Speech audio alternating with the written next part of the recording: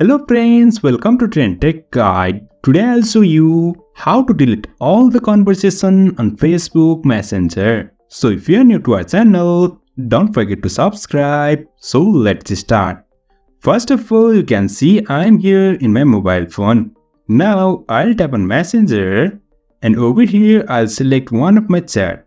I'll tap on this and now to clear all chats from here, first of all, on the top right, you can find this eye icon. Tap on this and after that, also in the top right, you will find these three dots.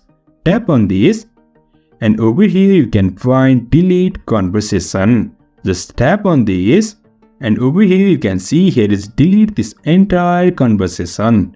Now to delete this, just tap on this delete and after that you can see all the chat with that person is deleted. So in this way, we can delete all chats on Messenger. So if you find this helpful, don't forget to subscribe. Have a good time.